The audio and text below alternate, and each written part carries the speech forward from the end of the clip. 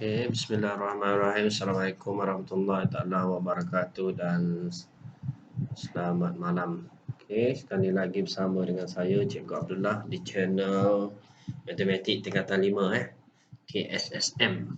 Sukatan baru Okey, kita pergi tajuk yang kedua lah. Okey, bab pertama 1.2 1.1 kita dah bincang ubahan langsung. Okey, yang ni kita pergi yang kedua, ubahan songsang. Okey, pelajar boleh rujuk buku teks sambil tengok video cikgu muka surat 17. Ke surat 17 ubahan songsang. Okey, cikgu akan cerita ubahan songsang. Okey, semasa berada di atas jongkang jongkit, okey, seorang lebih berat berada di bawah, yang berat berada di bawah. Okey, manakala seorang yang lebih ringan berada di atas. Okey, tahukah anda bagaimana menyeimbangkan? Okey, macam mana kita nak seimbangkan jongkang jongkit? Okey, bagi menyeimbangkan sebuah jongkang jongkit, lebih berat perlu duduk lebih dekat. So, kita tengok situasi dua ni Okey, ni 3.5 kilogram. Okey, yang ni dia bagi W kilogram. Okey, jadi yang lebih berat perlu duduk lebih dekat. Okey, dengan fulcrum. Okey, atau yang lebih ringan perlu duduk lebih jauh. Lebih jauh daripada fulcrum. Okey, perhatikan rajah di sebelah hubungan antara W dengan jarak antara pemain dan fulcrum D dikatakan berubah secara songsang. Apabila W bertambah, D berkurang atau sebaliknya Okey, ni term dia kat sini. Okey, D dikatakan berubah secara songsang. Okey, maksudnya kalau kita lukis graf kita lukis graf. Okey, antara W W dengan D. Okay, kat sini dia kata W, hubungan antara jisim pemain W dengan D. Okey, kalau berkadar songsang. So berkadar songsang graf dia macam ni lah. Graf dia macam ni Okey, apabila W bertambah, D pun dia akan jadi berkurang. Itu saja ataupun sebaliknya. Okey, kalau graf lagi satu berkadar songsang. So W berkadar songsang kepada 1/D kalau graf bermula pada kosong. So ada dua graf lah. Okey, kita tengok contoh supaya pelajar lebih faham lah. Okey, cikgu ambil contoh yang mudah. Contoh dalam buku teks contoh 18.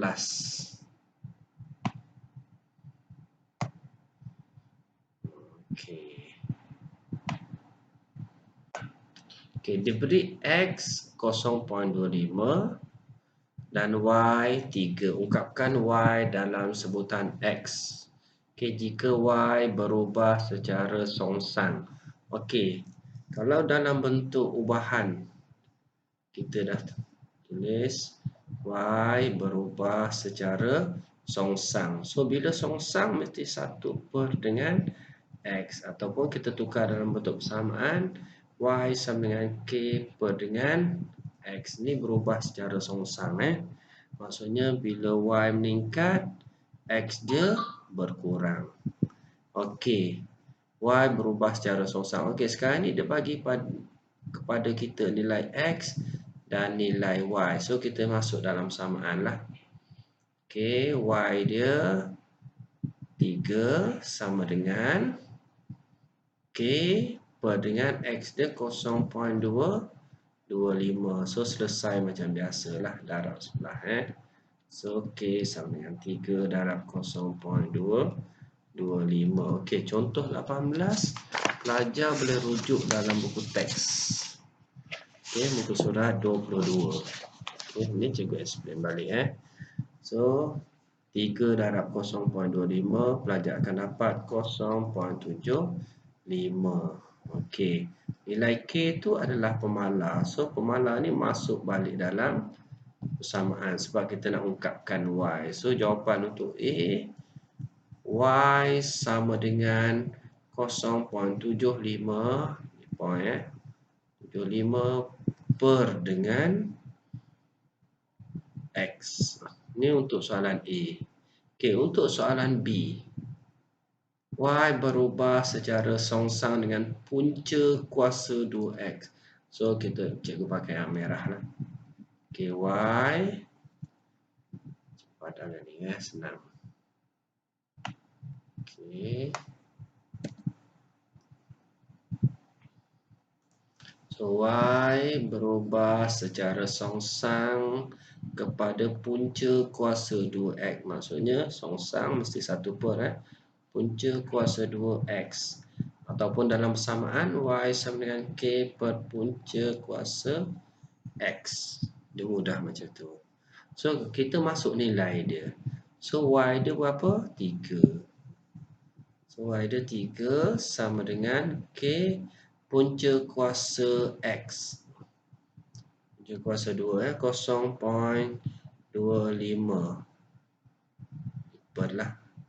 Ini darab macam biasa. So K 3 darab punca kuasa 0.25. So pelajar akan dapat 1.5.